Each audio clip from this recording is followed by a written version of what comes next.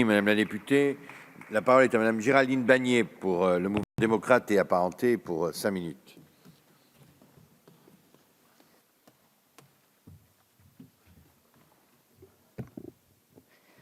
Merci, Monsieur le Président. Monsieur le Ministre, Monsieur le Président de la Commission, Mesdames les rapporteurs, mes chers collègues, le budget de la mission Médias, livres et industries culturelles, discuté en même temps que les avances à l'audiovisuel public, revêt une importance toute particulière et rappelée au regard des mutations toujours en cours que connaissent ces secteurs. J'évoquerai en premier lieu le secteur de la presse, dont les crédits sont fléchés par le programme 180. Nous avons évoqué en commission l'enjeu crucial de l'accès à l'information et aux œuvres de l'esprit. C'est une priorité et un défi permanent pour la vie démocratique, et nous savons gré au ministère d'avoir œuvré en ce sens. Avec la réforme de la loi Bichet, notre Assemblée a travaillé à assurer l'avenir de la presse et afin de garantir son pluralisme et sa distribution. Mon groupe est depuis toujours investi sur ce thème et nous saluons le travail qui a été mené en bonne intelligence avec les différents groupes de notre hémicycle. Nous sommes persuadés que le texte que nous avons récemment voté sera propre à stabiliser les aides à la presse et à garantir le maintien de sa très nécessaire diversité. Concernant l'industrie culturelle en second lieu, nous notons avec satisfaction les 8 millions d'euros alloués pour l'année 2020 au Centre national de la musique.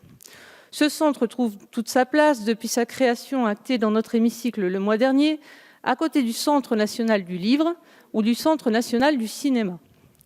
Cette année 2020 sera donc la première de sa mise en œuvre.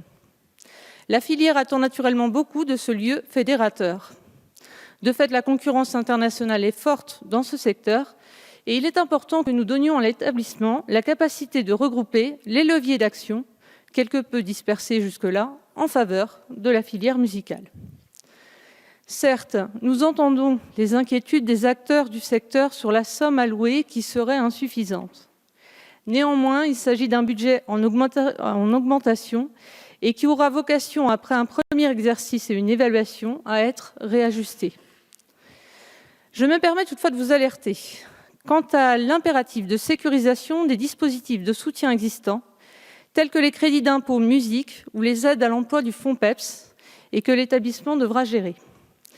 Cette sécurisation est la condition absolue pour que le CNM soutienne l'investissement des entreprises de la filière dans la production locale et qu'il fasse de la filière musicale française un des leaders mondiaux du secteur. Alors qu'elle commence tout juste à se rétablir, notre responsabilité est d'en assurer le développement. J'aurai l'occasion d'y revenir plus tard dans nos échanges, mais je souhaite aussi rappeler que d'autres secteurs bénéficient de ces aides, et en particulier celui du livre. Je souhaite donc que se poursuive cet effort collectif en leur faveur. S'agissant à présent de l'audiovisuel public, nous attendons naturellement avec impatience la discussion du texte de loi qui doit porter sa transformation et nous savons que les enjeux en sont pluriels. Le futur pôle public de l'audiovisuel verra, nous l'espérons, ses moyens confortés.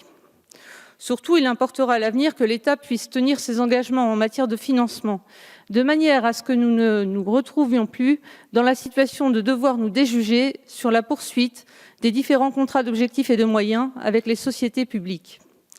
Elles ont un besoin absolu de lisibilité, de capacité prévisionnelle, et les transformations que nous leur imposons, bien que nécessaires, doivent aussi se faire dans la confiance.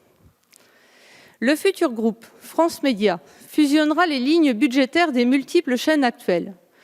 Nous souhaitons pouvoir continuer à disposer des éléments de ventilation des crédits entre les chaînes qui formeront le futur groupe.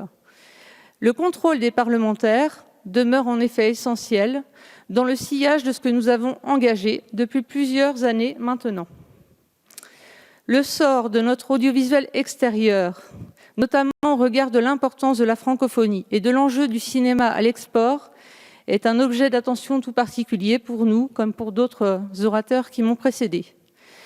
Nous saluons à cet égard la volonté du gouvernement de soutenir notre rayonnement dans le monde francophone avec le maintien des crédits à TV5 Monde. À l'heure où toutes les chaînes sont appelées à faire des économies qui portent leurs fruits en termes de compétitivité, il s'agit d'un signal positif et important. La contribution des Français à l'audiovisuel public a certes été diminuée d'1 seul euro symbolique. Mais ce geste rejoint le message général adressé aux Français d'une attention portée à l'impôt, à sa juste mesure et à sa juste utilisation. Ainsi, nous le voyons, les différents budgets de la mission émanent de secteurs en pleine transition. Il nous revient de les accompagner, tant leur contribution est essentielle à l'épanouissement de notre société. C'est pourquoi le groupe du Mouvement démocrate et apparenté soutiendra les crédits de cette mission. Merci, Madame Bannier.